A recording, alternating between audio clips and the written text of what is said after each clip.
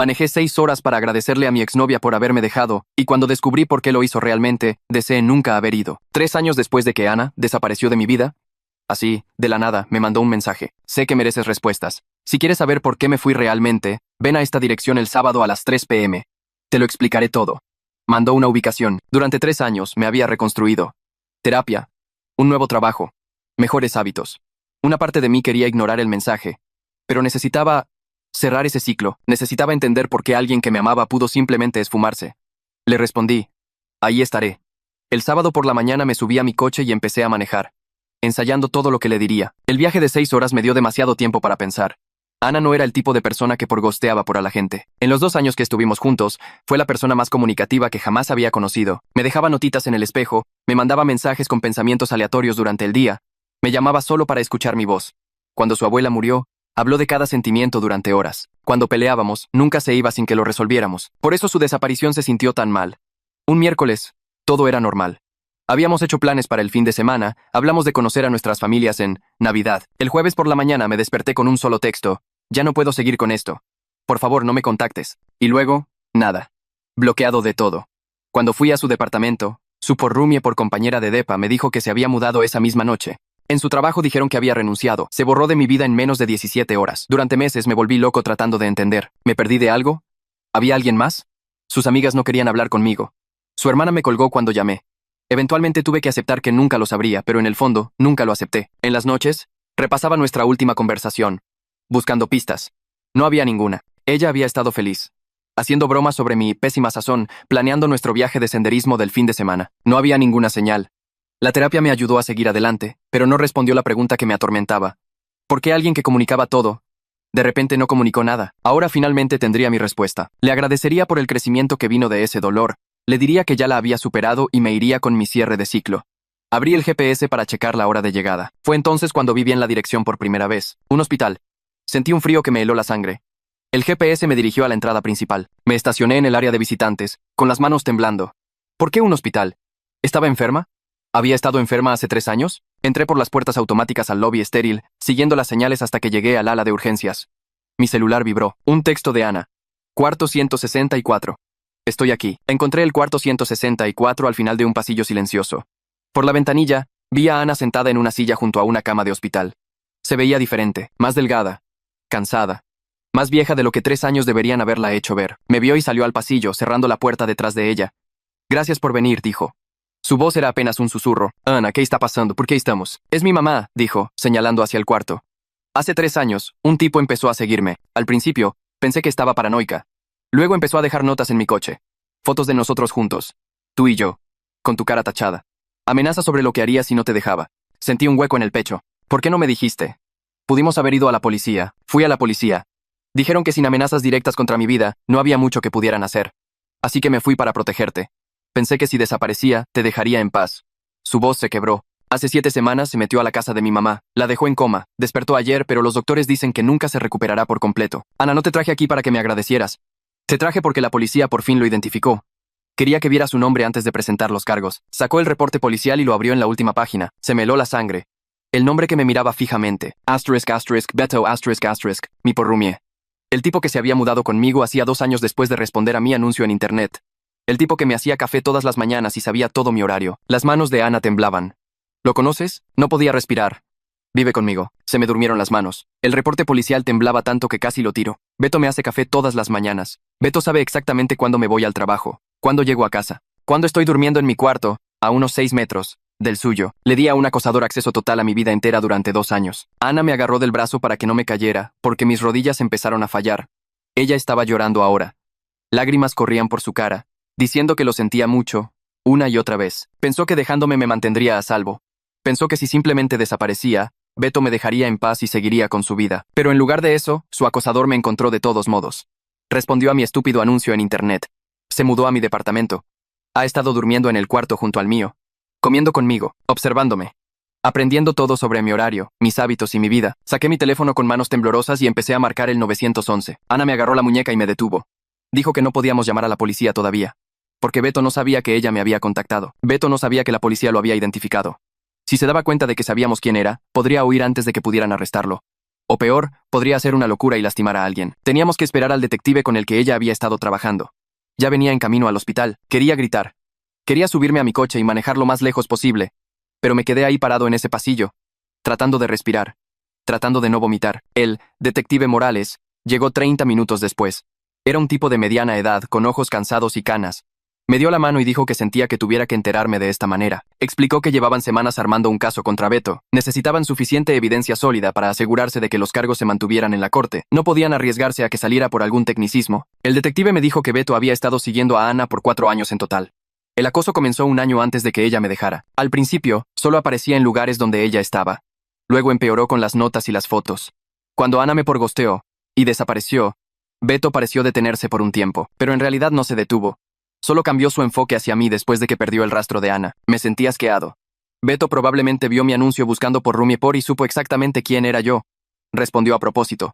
Se mudó específicamente para vigilarme, para aprender sobre mí, para mantenerse cerca de la vida de Ana, aunque ella ya no estuviera. Cada conversación que habíamos tenido era una farsa. Cada vez que comíamos pizza y veíamos películas juntos era una mentira. Cada mañana cuando me hacía café y me preguntaba por mi día, estaba recopilando información. 2 años de mi vida viviendo con alguien que fingía ser mi amigo mientras en realidad me estaba acosando. El detective Morales dijo que no podía ir a casa. Beto podría saber ya que algo andaba mal. El detective había notado el coche de Beto dando vueltas por el estacionamiento del hospital durante la última hora. Eso significaba que Beto de alguna manera sabía que yo estaba aquí, en este hospital, ahora mismo. La cara de Ana se puso pálida. Dijo que Beto debió haber puesto un software por de rastreo en mi teléfono o en mi coche. El detective me dijo que apagara mi teléfono inmediatamente. Fuimos al estacionamiento subterráneo y revisó mi coche. Le tomó menos de 5 minutos encontrar un pequeño rastreador GPS pegado debajo de la defensa trasera. Beto había estado rastreando mi ubicación todo este tiempo. Sabía a dónde iba. Probablemente me rastreó en el viaje de 6 horas hasta aquí esta mañana. La policía nos movió a un cuarto seguro en el interior del hospital mientras averiguaban qué hacer. Ana se sentó a mi lado y tomó mi mano. Dejé que la sostuviera, aunque no sabía qué sentía sobre tenerla de vuelta en mi vida de esta manera. Estaba demasiado asustado para pensar en nuestra relación o en los últimos 3 años o en cualquier cosa excepto en el hecho de que Beto sabía dónde estaba. El detective Morales regresó después de hablar con otros oficiales. Dijo que necesitaban arrestar a Beto esa noche, antes de que se diera cuenta de que habíamos encontrado el rastreador. El plan era que yo le mandara un mensaje a Beto desde un teléfono de la policía. Algo casual que le hiciera pensar que todo estaba bien. Entonces los oficiales entrarían y lo arrestarían mientras estaba distraído. Le mandaría un mensaje diciendo que estaba visitando a un amigo enfermo y que llegaría tarde a casa. Algo que Beto esperaría. Algo que no lo haría sospechar ni asustarse ni que lo hiciera huir. El detective Morales me pasó un teléfono y lo tomé con manos temblorosas. Sentía los dedos entumecidos mientras abría un nuevo mensaje y tecleaba el número de Beto de memoria. Me quedé mirando la pantalla en blanco, tratando de pensar qué decir que sonara normal. Finalmente, escribí que estaba visitando a un amigo enfermo en el hospital y que llegaría tarde esa noche. Añadí que probablemente cenaría allí. Mi pulgar flotó sobre el botón de enviar por unos segundos antes de presionarlo. El mensaje apareció como entregado. Ana estaba a mi lado mirando la pantalla. Esperamos. Pasaron 30 segundos. Luego 1 minuto. Luego aparecieron los 3 puntos que indicaban que Beto estaba escribiendo. Su respuesta llegó con un emoji de carita feliz, diciendo que no había problema y que me guardaría un poco de la pasta que sobró de la cena.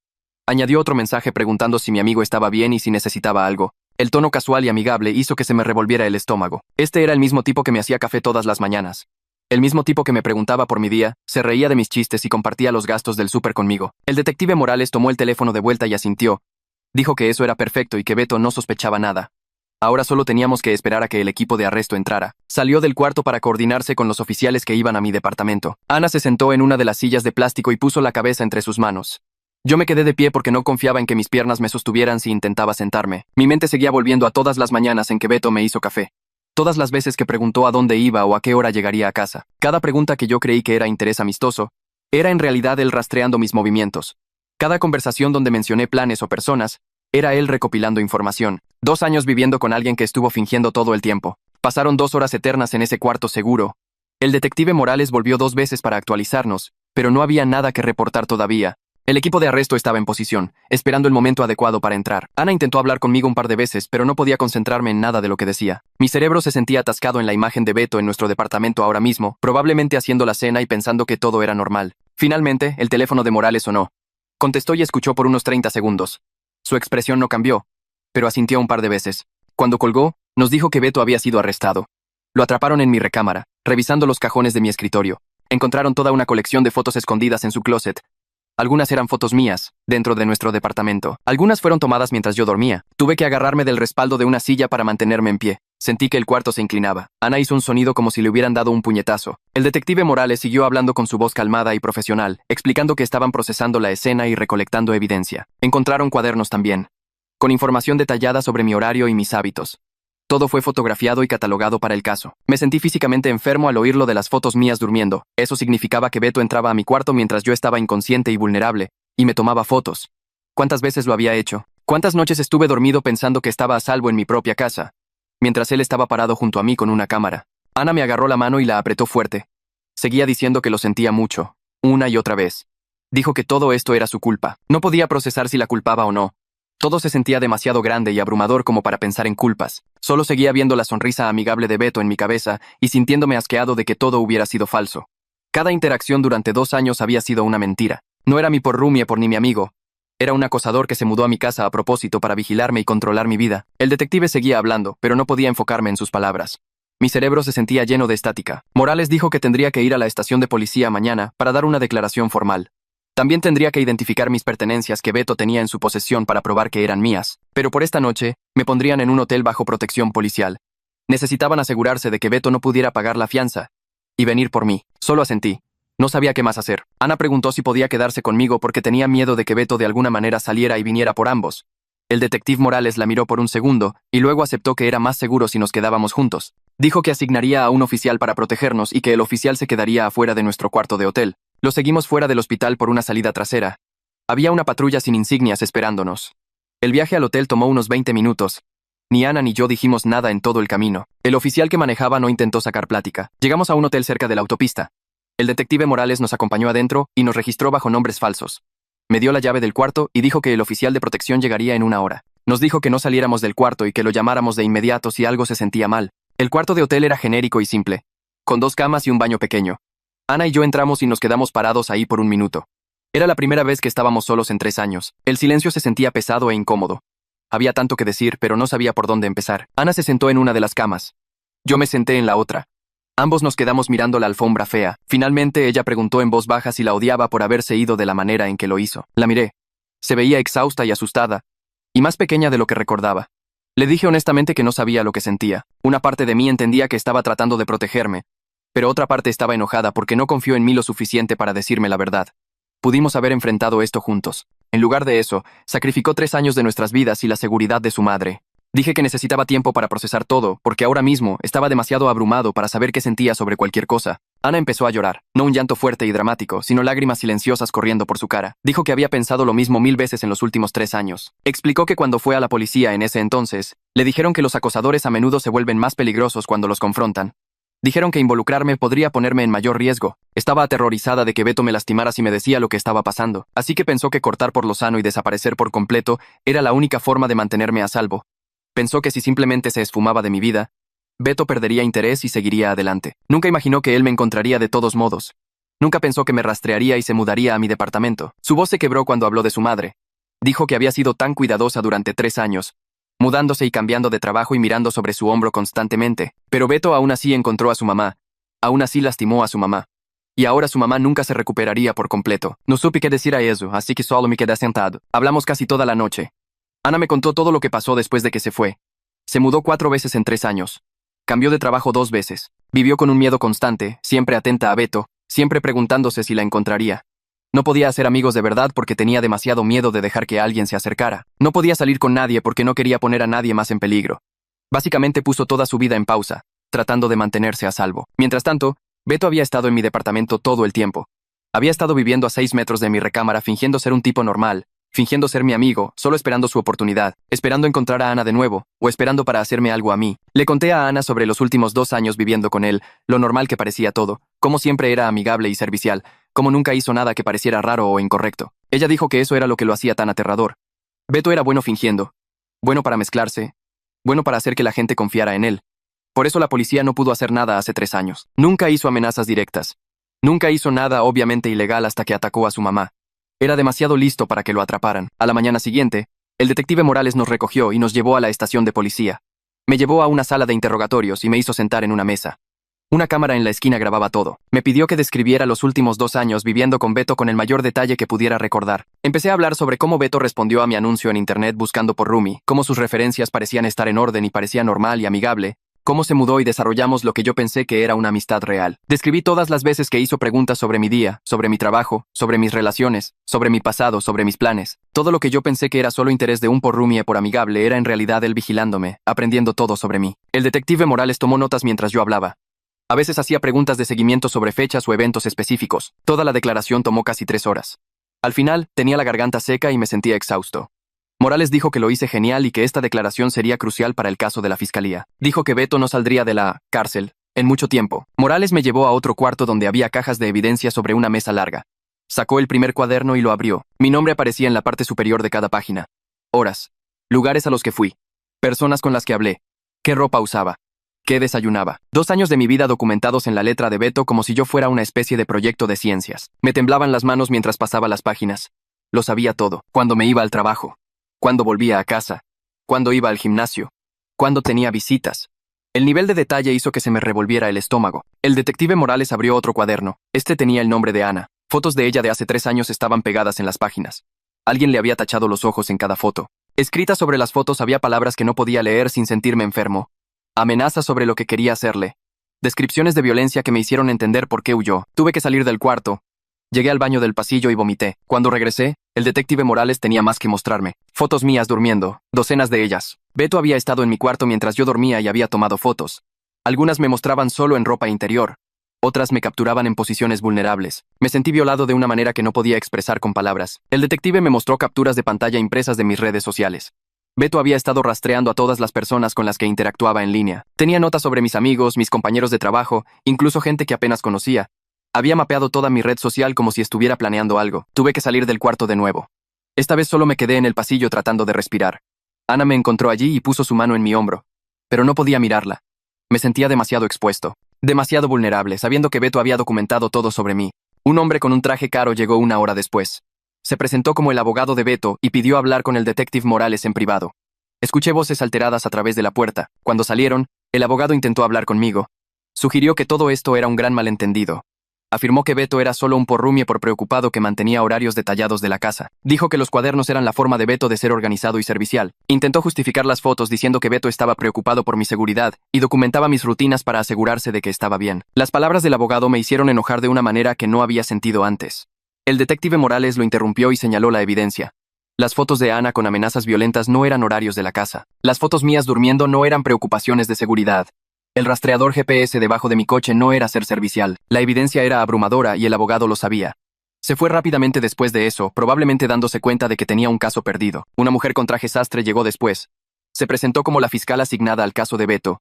Se sentó con Ana y conmigo en una sala de conferencias y extendió papeles sobre la mesa. Explicó que Beto estaba acusado de múltiples delitos. Cargos de acoso por lo que le hizo a Ana durante 4 años. Cargos de agresión por atacar a la madre de Ana y mandarla al hospital. Cargos de allanamiento de morada por meterse a la casa de la madre de Ana. Cargos de vigilancia ilegal por el rastreador GPS y las fotos mías durmiendo. La fiscal dijo que Beto tenía antecedentes. Nada violento antes, pero sí órdenes de restricción de otras 2 mujeres en diferentes estados. El patrón de comportamiento hacía que los cargos actuales fueran más serios. Explicó que con la evidencia que tenían y el historial de Beto, el juez probablemente negaría la fianza. Beto se quedaría en la cárcel hasta el juicio. La fiscal nos dijo que el juicio probablemente sería en 3 o 4 meses. Dijo que necesitaría que ambos testificáramos. Nos advirtió que el abogado de Beto intentaría hacernos parecer poco confiables o exagerados, pero sentía confianza en que la evidencia hablaría por sí misma. Después de que la fiscal se fue, el detective Morales me dijo que podía volver a mi departamento con una escolta policial para recoger mis cosas. 2 oficiales me llevaron allí por la tarde. Caminar hacia el edificio donde había vivido durante 2 años se sintió mal. Todo se veía igual, pero saber lo que Beto había hecho allí, lo cambiaba todo. Los oficiales entraron primero y revisaron cada cuarto. Luego se quedaron parados mientras yo agarraba ropa de mi closet y papeles importantes de mi escritorio. No pude animarme a llevarme mucho. Todo se sentía contaminado por la presencia de Beto. Metí ropa en una maleta lo más rápido que pude. Agarré mi laptop, mi pasaporte, algunas fotos. Dejé atrás muebles, cosas de la cocina, la mayoría de mis pertenencias. Solo quería largarme. Todo el proceso tomó tal vez 20 minutos, pero se sintieron como horas. Se me puso la piel de gallina todo el tiempo sabiendo que Beto había estado en mi cuarto tomando fotos mientras yo dormía. Seguía mirando mi cama y sintiéndome enfermo. Los oficiales me ayudaron a llevar mis cosas al coche y nos fuimos. Nunca volví a entrar a ese departamento. Mi casero me llamó esa noche. El detective Morales ya lo había contactado y explicado la situación. El casero dijo que estaba horrorizado al saber lo que pasó. Me dijo que no me preocupara por romper el contrato de arrendamiento. No me cobraría la penalización que normalmente se requería. Dijo que cambiaría las cerraduras de inmediato y encontraría un nuevo inquilino. Se disculpó varias veces como si de alguna manera fuera su culpa por rentarle a Beto. Le di las gracias y colgué. Ana me ayudó a buscar un nuevo lugar para vivir. Pasamos el día siguiente manejando y viendo departamentos. Necesitaba un lugar que se sintiera seguro, un lugar donde Beto no pudiera encontrarme, incluso después de que eventualmente saliera de prisión. Encontramos un edificio al otro lado de la ciudad con cámaras de seguridad en el lobby y un portero que revisaba a todos los que entraban. El departamento era más pequeño que mi antiguo lugar y costaba más, pero no me importó. Firmé el contrato ese mismo día. Ana me dijo que su madre fue trasladada a una casa de cuidados a largo plazo.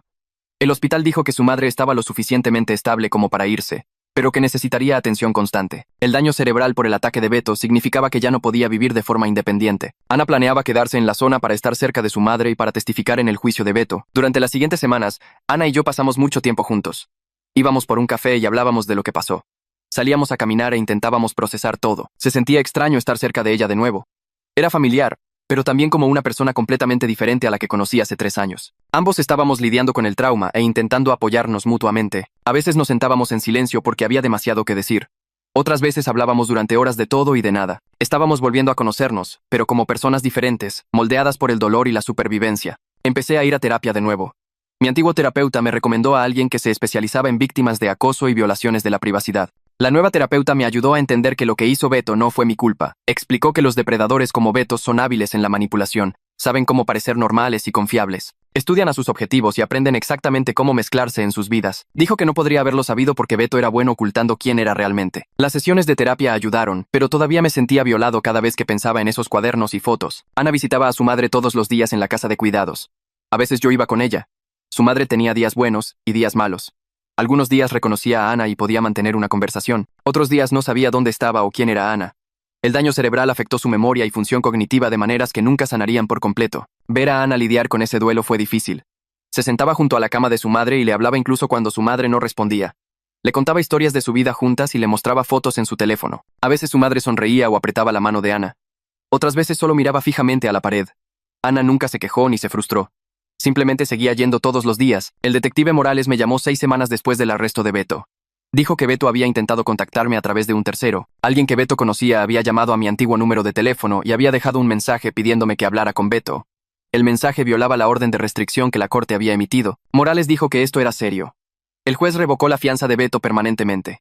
Beto fue trasladado a una instalación de mayor seguridad con monitoreo más estricto. El detective me dijo que Beto se estaba alterando cada vez más a medida que se acercaba la fecha del juicio. Había estado portándose mal en la cárcel, metiéndose en peleas con los guardias, negándose a cooperar con su abogado. El detective dijo que esto en realidad ayudaba al caso de la fiscalía porque mostraba la verdadera naturaleza de Beto, pero también significaba que debíamos tener mucho más cuidado con nuestra seguridad. 2 semanas después, la fiscal nos llamó a su oficina en el centro para prepararnos para el juicio. Era una mujer de unos 40 años, con cabello castaño corto, que extendió fotos y documentos sobre la mesa de conferencias entre nosotros. Explicó que el abogado defensor de Beto intentaría hacerlo parecer mentalmente enfermo en lugar de criminal. Argumentarían que no podía evitar su comportamiento debido a algún trastorno, pero ella dijo que los cuadernos probaban que Beto planeó todo cuidadosamente durante años. El rastreador GPS, las fotos, la forma en que respondió a mi anuncio de departamento a propósito, todo demostraba que sabía exactamente lo que estaba haciendo y tomó la decisión de hacerlo de todos modos. Nos dijo que el juicio sería difícil. El abogado de Beto intentaría hacer que Ana pareciera paranoica y que yo pareciera ingenuo. Sugerirían que malinterpretamos sus acciones o las hicimos parecer peores de lo que eran, pero la evidencia era sólida. El ataque a la madre de Ana fue brutal y no podía justificarse. Nos preguntó si estábamos listos para testificar y enfrentar a Beto en la corte. Ana apretó mi mano debajo de la mesa y dijo que sí. Yo asentí, aunque sentía el estómago revuelto solo de pensar en sentarme en el mismo cuarto que él. 3 meses después del arresto de Beto, el juicio finalmente comenzó. El juzgado era viejo, con techos altos y bancas de madera que rechinaban cuando te movías. Ana tuvo que testificar primero porque la fiscal quería que el jurado escuchara sobre el acoso antes que nada. Me senté en la galería y la vi caminar hacia el estrado. Llevaba un vestido azul y mantenía las manos juntas en su regazo. La fiscal le pidió que describiera cuándo comenzó el acoso. Ana explicó sobre las notas en su coche hacía 4 años. Luego las fotos de nosotros juntos con mi cara tachada. Las amenazas diciendo que me lastimaría si ella no se iba. Su voz se mantuvo firme, incluso cuando habló de ir a la policía, y de que le dijeran que no podían hacer mucho sin amenazas directas a su vida. Describió la decisión que tomó de gostearme para mantenerme a salvo. Cómo se mudó 4 veces y cambió de trabajo 2 veces tratando de alejarse de él. El abogado de Beto se puso de pie para el contrainterrogatorio. Le preguntó si alguna vez vio realmente a Beto siguiéndola en ese entonces. Ana dijo que no. pero que tenía las notas y las fotos. Él sugirió que tal vez ella estaba estresada y exagerando coincidencias. La fiscal objetó y el juez le dijo que continuara. Las manos de Ana temblaban, pero su voz no flaqueó cuando respondió sus preguntas. Luego fue mi turno de testificar. Caminar hacia el estrado se sintió como moverse bajo el agua. Podía sentir los ojos de Beto sobre mí desde la mesa de la defensa, pero no lo miré. La fiscal me pidió que describiera los 2 años viviendo con Beto. Le dije al jurado lo normal que parecía. Cómo hacía café todas las mañanas y preguntaba por mi día. Cómo veíamos películas juntos y ayudaba con las tareas del hogar. Parecía un tipo normal y un buen porrumi. Luego me preguntó cómo me sentía al saber la verdad. Tuve que detenerme y respirar antes de poder responder. Dije que sentí que mi hogar había sido violado. Como si cada momento privado durante 2 años hubiera sido en realidad vigilancia. La fiscal mostró al jurado algunas de las fotos que Beto tomó de mí durmiendo. Describía encontrarlas en la evidencia policial. Varios miembros del jurado apartaron la vista de la pantalla, visiblemente perturbados. Una mujer en la primera fila se tapó la boca con la mano. El abogado de Beto preguntó si Beto alguna vez me amenazó o actuó violentamente hacia mí. Dije que no, pero que eso no cambiaba lo que hizo. El abogado intentó sugerir que Beto era solo una persona solitaria que quería amistad. Dije que los amigos no se fotografían en secreto mientras duermen ni se rastrean con dispositivos GPS. La fiscalía pasó el día siguiente presentando evidencia. Mostraron los cuadernos con páginas de detalles sobre mi horario y hábitos. Beto había escrito a qué hora me iba a trabajar todos los días, qué desayunaba, cuándo me iba a dormir. La fiscal mostró las fotos en una pantalla grande. Fotos mías durmiendo. Fotos mías en mi departamento. Fotos tomadas a través de la ventana de mi habitación desde afuera. Presentaron el rastreador GPS que estaba pegado debajo de mi coche. Luego, los médicos de la madre de Ana testificaron sobre sus heridas. Describieron la fractura de cráneo y el daño cerebral por el ataque. Explicaron que nunca recuperaría por completo su memoria o función cognitiva. El abogado defensor argumentó que Beto estaba obsesionado, pero no era peligroso. Dijo que el ataque a la madre de Ana fue un incidente aislado causado por una enfermedad mental, no por intención criminal. Pero la fiscal sacó a relucir las amenazas que Beto hizo en sus notas sobre lastimar a las personas que se interpusieran entre él y Ana. La evidencia de planificación y premeditación estaba por todas partes en esos cuadernos. Al cuarto día, el abogado de Beto cometió un gran error al dejarlo testificar. La fiscal nos había dicho que la mayoría de los abogados defensores mantienen a sus clientes fuera del estrado porque generalmente sale mal, pero Beto insistió en que quería contar su versión. Llevaba traje y parecía tranquilo cuando se sentó. Su abogado le pidió que explicara su relación con Ana. Beto dijo que la amaba y que solo quería protegerla de la gente que no la entendía. Dijo que se hizo mi amigo para mantenerse cerca de su recuerdo después de que ella se fue. La forma en que hablaba de Ana hizo que se me erizara la piel. Usaba palabras como mía y me pertenecía, como si ella fuera un objeto de su propiedad. Cuando la fiscal lo contrainterrogó, le preguntó por qué atacó a la madre de Ana. Beto dijo que fue allí para buscar información sobre dónde se había mudado Ana. Afirmó que la madre de Ana lo atacó primero y él se defendió. Pero la evidencia médica mostraba que la madre de Ana fue golpeada por la espalda. La fiscal le preguntó si se arrepentía de sus acciones. Beto dijo que lamentaba que Ana se hubiera asustado y ya no quisiera hablar con él. No mencionó el daño cerebral que causó ni los 3 años de miedo. Varios miembros del jurado negaban con la cabeza. Un hombre en la fila de atrás tenía los brazos cruzados y miraba a Beto con evidente disgusto. El jurado se fue a deliberar después de los argumentos finales. Ana y yo esperamos en un pequeño cuarto al final del pasillo del tribunal. No hablamos mucho. Ella sostuvo mi mano y ambos miramos a la pared. Menos de 4 horas después, el alguacil vino a decirnos que el jurado había llegado a un veredicto. Regresamos a la sala del tribunal y nos sentamos detrás de la mesa de la fiscal. El presidente del jurado se puso de pie y leyó los veredictos uno por uno. Culpable de acoso. Culpable de agresión con intención de causar daño corporal grave. Culpable de allanamiento de morada. Culpable de vigilancia ilegal. Culpable de todos los cargos. La cara de Beto no cambió en absoluto. Simplemente se quedó sentado allí mirando a Ana con una mirada intensa que me hizo querer ponerme entre ellos. El alguacil debió notarlo porque se movió para pararse directamente en la línea de visión de Beto, bloqueando su vista de ella. El juez agradeció al jurado y fijó la fecha de la sentencia para 2 semanas después. Mientras sacaban a Beto de la sala esposado, intentó voltear para mirar a Ana una vez más, pero el alguacil lo empujó hacia adelante. 2 semanas después, estábamos de vuelta en la misma sala para la sentencia. El juez preguntó si queríamos dar declaraciones de impacto de la víctima antes de decidir el castigo de Beto. Ana fue primero. Se paró en un podio frente al juez y describió los 3 años que pasó viviendo con miedo, mudándose constantemente, mirando sobre su hombro a donde quiera que iba, nunca sintiéndose lo suficientemente segura como para construir una vida real o mantener amistades. Luego habló de su madre. Cómo su madre nunca volvería a ser la misma persona. Cómo el daño cerebral le robó sus recuerdos y su independencia. Cómo Ana tenía que ver a su madre luchar por recordar el nombre de su propia hija. Su voz se quebró, pero siguió adelante. Dijo que Beto no solo lastimó su cuerpo, lastimó su capacidad de confiar en la gente y sentirse segura en el mundo. Cuando terminó, el juez le dio las gracias y ella volvió a sentarse a mi lado. Entonces fue mi turno. Hablé de la violación de la confianza. Cómo había recibido a Beto en mi casa pensando que era una persona normal buscando un lugar para vivir. Cómo cada gesto amable que hizo era en realidad parte de su vigilancia. Describí la ansiedad constante que sentía ahora. Cómo revisaba mi coche en busca de rastreadores cada vez que me subía. Cómo no podía dormir sin revisar todas las cerraduras 2 veces. Cómo había perdido la capacidad de confiar en la gente a primera vista.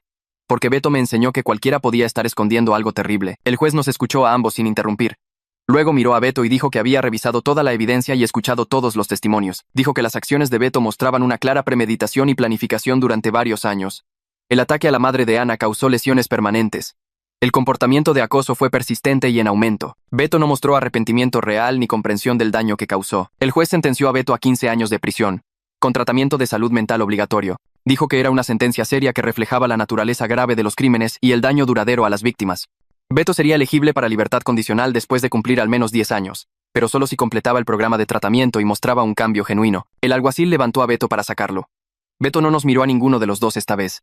Solo miró al frente mientras lo llevaban por la puerta hacia las celdas en la parte trasera del juzgado. La puerta se cerró detrás de él con un pesado sonido metálico que resonó en la silenciosa sala. Después de la sentencia, Ana y yo salimos del juzgado y fuimos a un pequeño restaurante a unas cuadras de distancia. Era la primera vez que íbamos a algún lugar juntos que no estuviera relacionado con policías, abogados u hospitales desde que todo sucedió. Nos sentamos en un reservado junto a la ventana y pedimos comida que ninguno de los dos realmente quería. Por un rato, solo nos quedamos sentados mirándonos el uno al otro a través de la mesa. Finalmente, Ana dijo que sentía que ya podíamos respirar.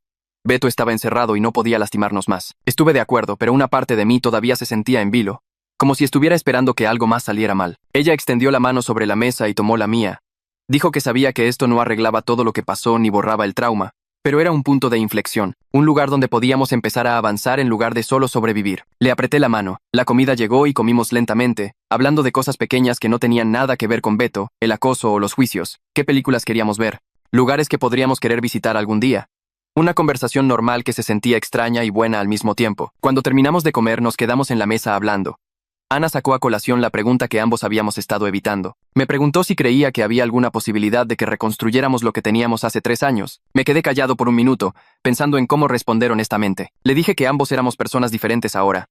Los últimos 3 años nos cambiaron de maneras que no podíamos deshacer. Ella había vivido con miedo y en modo de supervivencia. Yo había pasado por el duelo, la confusión y luego el terror. No éramos las mismas personas que estaban juntas antes. Pero dije que todavía había algo allí. Alguna conexión que nunca se rompió por completo. Incluso cuando desapareció. Incluso cuando pensé que nunca la volvería a ver.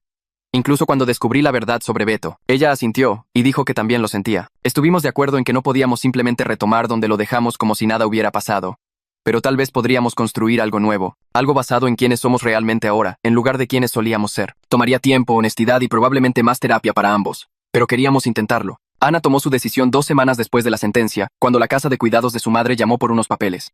Me dijo que se quedaría en la zona permanentemente. En lugar de volver a su antigua vida a horas de distancia, su madre la necesitaba cerca y honestamente, dijo que necesitaba estar cerca de mí también mientras resolvíamos qué estábamos reconstruyendo. Comenzó a buscar trabajo en agencias de marketing en la ciudad y, en un mes, tenía 3 ofertas. Eligió una empresa más pequeña que le daba flexibilidad para visitar a su madre durante la hora de la comida e irse temprano cuando fuera necesario. El trabajo pagaba menos que su puesto anterior, pero dijo que el dinero importaba menos que estar donde necesitaba estar. Encontró un departamento a 10 minutos de la casa de cuidados en un edificio tranquilo con buena seguridad. Le ayudé con la mudanza un sábado, cargando cajas por 3 pisos de escaleras porque el elevador estaba descompuesto. Su lugar era pequeño pero luminoso, con grandes ventanas que dejaban entrar el sol de la tarde. Lo decoró de forma sencilla, con algunas fotos de su madre de antes del ataque y algunas plantas que, según dijo, probablemente mataría en un mes. Pedimos pizza esa noche y la comimos sentados en el suelo porque sus muebles no llegarían hasta el martes.